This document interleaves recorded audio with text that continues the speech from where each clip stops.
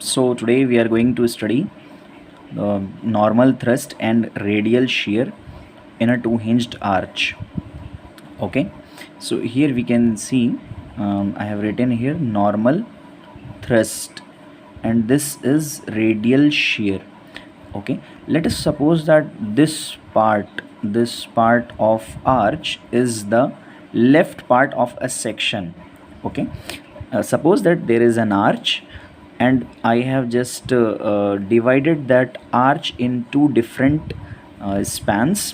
One is on the left side of this section and the other span is on the right side of the same section, and here I am going to take the equilibrium of the left hand side of this arch section. Okay, now let us suppose that this is the cross section of this arch. Now what is normal thrust?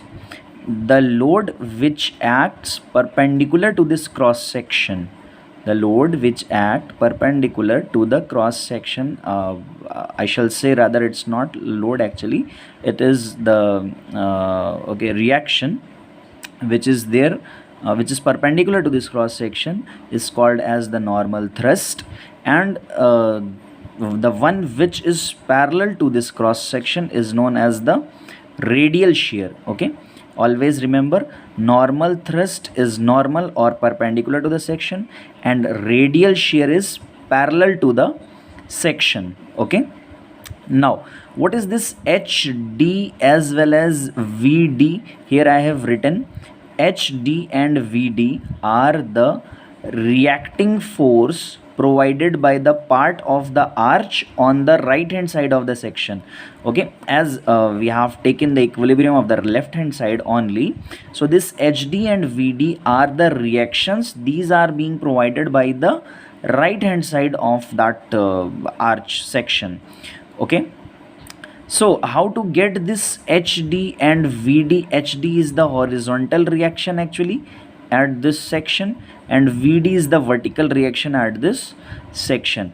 So how to calculate this HD and VD, that we will study in the next numerical question. We will see how to get this VD as well as HD simply by the same equation, summation of Fy equal to 0 and summation of Fx equal to 0. But how to calculate that we'll see in the example. Okay, so it will be clear in that. Now what is this Pn as well as this S in terms of HD and VD? If we see this Pn, so Pn will be is equals to some component of HD and some component of VD, summation of the component of HD and the summation of the component of this VD. Okay, so if we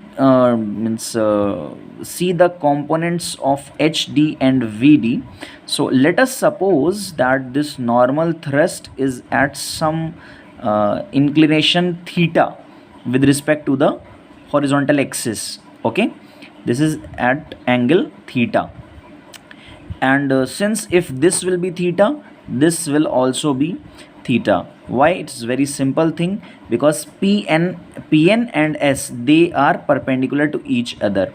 Okay, and there is a line HD which is inclined to this Pn and the angle between this is theta, and another line VD is perpendicular to HD, so these two angles will also be the same.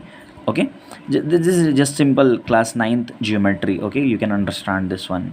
I don't want to go into much deeper of this. Now see how to get this Pn and S. Okay, so if you take the cos component of HD, it will be along Pn, so this will be HD cos theta, and if you take sine component of VD, it will be along Pn, VD sine theta, and they both are in the same direction, so they both will be added up. So here Pn will become equal to HD cos theta plus VD sine theta. Okay, and this is S. S is in this direction, radial shear. Now along this direction, what are the components of HD and VD? The component of HD will be HD sine theta because it is on the other side of this theta, and this will be VD cos theta. Now HD sin theta is along with the direction of S, so HD sin theta will be taken as positive, and VD cos theta is in the downward direction against the direction of the S, so it will be taken as negative. Okay, so these two are the formula, you need to remember it, and if you are good at geometry you need not to remember, you can understand by the concept as well. Now we will discuss the numerical